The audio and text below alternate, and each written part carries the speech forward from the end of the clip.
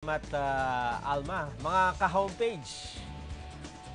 Ngayon po ay ating pag-usapan itong voice acting. Kayo ba ay medyo yung boses nyo ay gusto nyong gamitin para kayo ay maging isang character, isang animated character? Nagtataka ba kayo kung sino ang mga nasa likod ng mga boses sa iba't ibang cartoon character sa pelikula, sa television program, sa mga commercial, sa radio drama?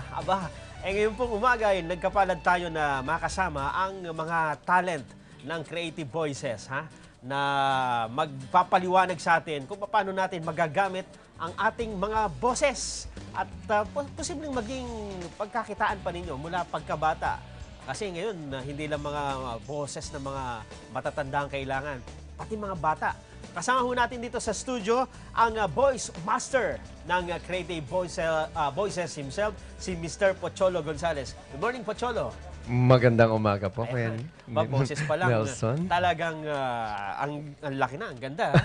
Actually, bata po talaga ako eh. Nag-iba lang yung ano ko, lumaki na ako. Sino tong kausap ko? Ako po si Otoy. Si Utoy. Meron pa ba? Meron pa ba? Mamaya, marami tayo mapapakinggan. Meron akong kwento. Si Lolo Tasio. Biglang tumanda naman.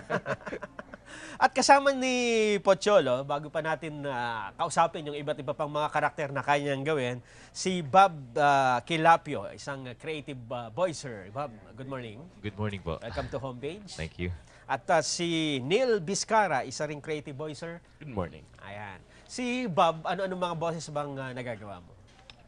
Mostly po, pag yung sa akin kasi ang napapabigay sa akin, when it comes to dubbing, malalaking character o di kaya ako yung kalaban. Kasi mukhang nakakatakot daw yata yung boses ko. So, yung malalaking character. Si Neil naman ay? Sa akin naman, halos parehas din naman. Dahil mababa din yung modulation ng boses, mga kontrabida, at sometimes sa accents na din. Ayan. So, siguro, Pocholo, gumawa tayo ng isang eksena and then mapakinggan natin. Yung mga nanonood ngayon, siguro mas maganda, pumikit muna kayo. Para hindi natin, kasi pag nakikita mo yung mukha, naiisip mo, ito yung tunog niyan di ba? Pero pumikit muna kayo, tingnan nyo kung makakakita kayo ng iba't ibang characters. Ready na kayo? Ready na kayo? 1, 2, 3, action! Ang kwentong ito ay pinabagatang ang kwento ni Lolo Tasio. Isang araw, may isang bata na naiwan sa kagubatan kasama ang kanyang lolo. Lolo, naku po, ginabi na po tayo. Ay, naku naman kasi Apo. Laro ka ng laro dyan. Ayan tuloy, ginabi tayo. Papahinga po muna tayo, Lolo. Kasi pagod na po ako eh. Sige, magpahinga muna tayo. Ay, medyo madilim na Apo. Oo nga po. Sige po, magsisiga po ako Ayun po, meron pong puno. Puputulin ko po yung sanga ng puno. Sige. Ay. Ito po. Ayan. Ayan, sige, magsiga ka na, Apo. Lolo, mukhang gumagalaw yung puno.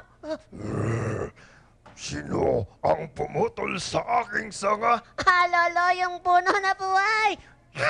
Sino ang gumalaw sa aming tahanan? Lolo, meron na naman may maligno. Huwag kang Hindi mo ba magalala, alam? Ako, si Kapitan Kangkong. Kapitan Kangkong! Ako, si Kapitan Kangkong. Humanda ka sa aking puno. Itong bagay sa'yo. Ito pa. Ayan. Patay na ang puno. Ang galing mo, Lolo. Hindi ako ang lolo mo. Ako, si Kapitan Kangkong. Ayan, palakpakan naman. Ang galing, Ito yung dalawang puno, mukhang hindi nagsasalita. Mamaya. Wala sila sa eksena. Bob, Pocholo, sa ngayon, di ba, marami naggamit ang boses Noong unang panahon, puro drama, radio lang di ba?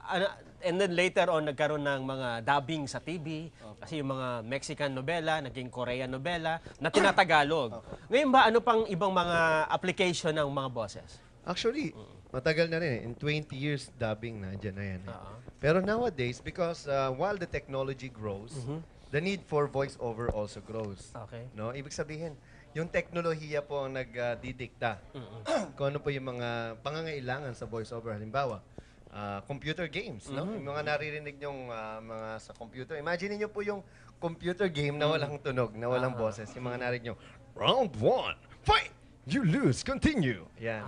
Actually, Kuya Mga Nelson, Pilipino ano? din ang gumagawa, no? Actually, ito Marami. nga po, maraming hindi nakakaalam na yung mga computer games sa Japan, katulad ng Sega, mga Pinoy po nagboboses, nagboboses yan. no? Hindi po lang masyadong nakikita. Kasi boses nga lang. Saan siya ginagawa? Dito sa Dito po Pilipinas, sa Pilipinas. tapos pinapadala. Pinapadala po. Pumupunta yung mga Hapon dito sa atin para Kasi ang alam ko nga, yung mga Japanese, hindi masyadong ganun sa English. Sa English. Actually, we are the #1 English speaking dito sa Asia kasi we don't have that kind of accent.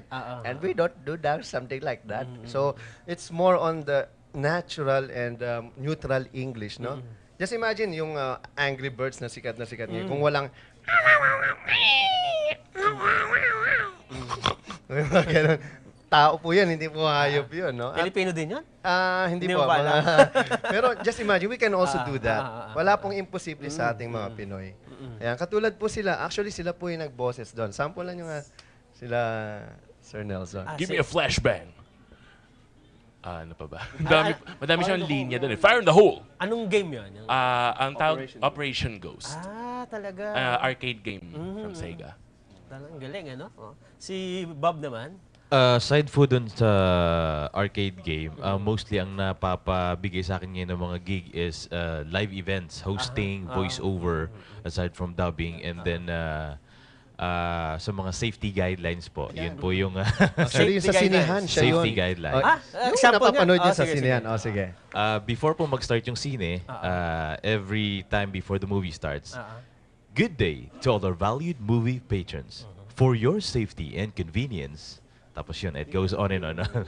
Oo nga, no? Parang So ikaw yung nga, ako yung, humikit ako na parang... Diretso mo pare. yung nagpapapatay ng mga Diretso mo cellphone. para maging familiarize. Daming lines na rin. Pero yung isa yata, in case of any emergency, please do not panic. We have emergency exits around the cinema. Thank you.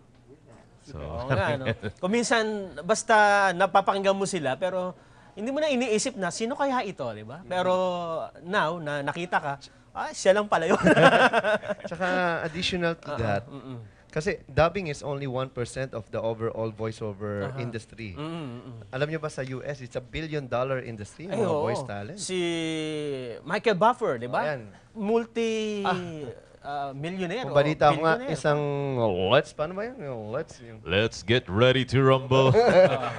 Isang ganon. $1 million $1 million? na raw. Grabe. Bayad sa kanya. Boses lang gagawin ang niya. ginamit. Pero yan ba ay pwedeng ma-develop? Halimbawa, sabihin natin na bata ka pa lang, sabihin mo, ang pangit naman ng boses, hindi maganda eh. That's a good question, Kuya Nelson. Like you, you're a broadcaster. Actually, idol nga kita. Nasa kabilang estasyon ka pa. Nagkasama tayo. Yan, yung nagaya-gaya ko yung mga yan eh. I think wala namang magaling kagad eh. Pero I believe lahat ng tao, bukod sa pipi, may boses. Ano? At lahat yan, may pagkakataon na matutong mag-voice acting. Ano yung pwedeng ituro? Pwede kasi it's all about acting. It's not all about the voice eh. It doesn't mean you have a very basic voice. Napakaganda ng boses ko. You can act. Voice acting is different. It's 100 times harder than the acting itself. Tama ka, dahil sa meron akong mga kilala na malalaki ang boses, pero pag pina-voice mo, i-voice mo nga ito, flat eh, di ba? Walang buhay. Pero kailangan meron talagang emotion dun sa boses. That's true. When I was young, I always listen to radio drama. Actually, yung radio drama talaga yung naging basis ko ng voice acting. I don't even know na nadidevelop pala yung voice acting skills. Kung hanggang sa napapanood ko na yung mga commercial, ginagaya ko. Hanggang sa ginagaya ko yung mga broadcaster. Magandang araw po sa inyo mga kapuso. Ay, sorry, excuse me po. Ako po yung naliligaw dito. Di ba, ganun. Ginagaya ko So, sila. simula Hanggang sa- parang gaya-gaya lang, ano? It's more on, tawag po doon, voice alike. It doesn't mean you really sound like them, but you act like them. So this summer, meron kayong workshop para doon sa mga interested. Yes, sir. Actually, tama-tama, no? Sa mga gustong maging voice artist, we call it voice artist, hindi na voice talent. Kasi we believe that voice acting is an art form na kailangan matutuhan mo yung tools and techniques ng voice acting. Okay. Ito po ay tinawag naming VoiceWorks, Basic Voice Acting and Dubbing Workshop. Ito po ay every Saturday, no? At meron na po kaming additional ngayon, mga radio drama, character voicing for animation. Kasi marami na po akong local animation na ginawa. Like yung Dayo. Ako lang po yung professional voice artist sa cast. Puro artista po karamihan doon.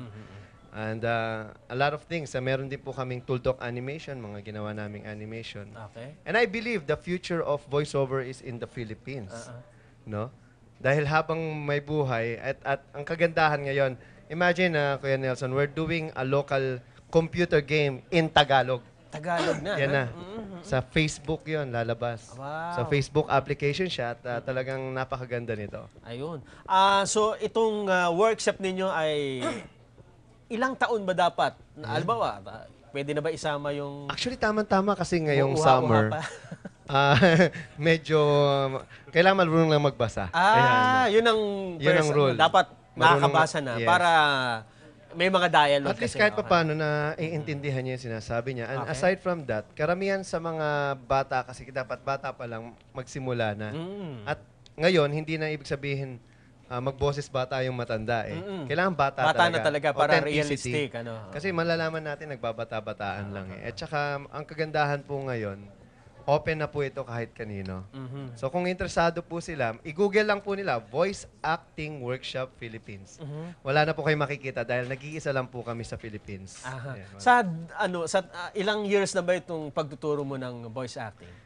Anak ko, napakatagal na po. Nagsimula po ako nung college pa, nagtuturo na. Pero na-formalize po siya noong 2005. Marami ng produkto ito. Napakarami po. Masasabi ko pong 80% ng bagong voice artist ngayon. 80%. Produkto mo. Galing po sa amin. At karamihan po dyan, DJ, ayan, nagre-radio, at ngayon, nasa dubbing rin. Ayan, tapos nagbo-voice din sila ng mga commercial. Si Bob, mahirap ba na matuto? Kasi ikaw, natural talent mo na ba yung Actually, ganyan? estudyante ko sila. Oo nga, natural talent mo na ba na malaki ang boses mo? O na-develop na lang? Siguro po, napapansin nga ng mga tao nung 13 ako malaki daw. And then nung 18, napapasok ako ng radyo for 6 years and then nawala. So kung iisipin ng iba siguro, bakit nag-voice acting workshop ka pa? DJ ka na pala dati. So you have the voice na. Yung acting yung wala eh. Ayun. So yun yung kulang. May boses ka pero hindi mo kayang i-act. Oo. So kailangan magkaroon ng emotion, mai-sustain mo, maibato mo yung linya ng tamang-tama. Si Neil naman. Sa akin naman kasi parang in my early age, sumasali ako sa mga declamation, sa mga storytelling, extemporaneous. So over time, parang medyo baligtad naman kami ng konti. Na-accumulate ko naman kahit pa paano yung acting. Ayun. Pero kahit minsan kasi there are times na nasasabit ako minsan. So yun ba, I have a dream. I have a dream that one day the people of America will not be judged by the color of their skin, but by the strength of their heart. So, ayun, mga kabataan pa lang, ganyan-ganyan. Na-expose na sa ganyan. Ayun. Until I found VoiceWorks. Ayun. At lalo na-develop. Lalong na-develop. Siguro, Pocholo, invite them, yung mga kabataang nanonood ngayon, mga magulang nila. Pwede bang, kahit nakakabasa pa lang na bata, hanggang sa anong edad ba pwede? Voice is ageless. Ageless, okay. Because the basic, yung meaning po ng voice acting is, it should not be seen. Dapat hindi nakikita. So it doesn't matter if you look awful or what. Basta you can portray the character na kailangan. Ayun. Ay kayang-kaya. So sa lahat ng mga kabataan dyan na gustong maging voice artist, visit nyo lang kami sa creativevoices.com or you can also call our landline 239-6468. Again, it's 239-6468 kung gusto niyo po maging voice artist. And actually, this coming April 14, meron po kaming voice acting workshop. So, wag niyo sayangin ang summer niyo, sali na. At for sure, bukod sa magiging mahusay na kayo, gaganda ang boses niyo, ay magiging malakas pa loob ninyo kahit sa public speaking, magagamit nyo to. Sa bagay, ang boses talaga napakahalaga, di ba? Para mako-convince mo yung mga nakikinig sa'yo. Yes, Kuya Nelson. Siguro, bago tayo magtapos, sample tayo, ha? Kayo po yung nanonood sa homepage, ha? Pero iba-ibang emotion. Ikaw, nakakaiyak. Sa'yo, nakakatakot. Sa'yo naman, masaya. Ha? Isa-isa. Isa-isa. Kay Neil muna. Kayo po ay nanonood sa homepage. Nakakatakot naman. Kayo po'y nanonood ng homepage. Kayo po ay nanonood sa homepage. Ayan, ha? So, mamaya dadalhin na namin sila sa ospital. Thank you so much, Cholo. Sir, thank you. Bob, Neil, marami po kami inihanda sa inyo, kaya huwag kayong maglilipat ng channel. Kung ayaw niyong masira ang inyong TV, magbabalik mo rin po ang homepage.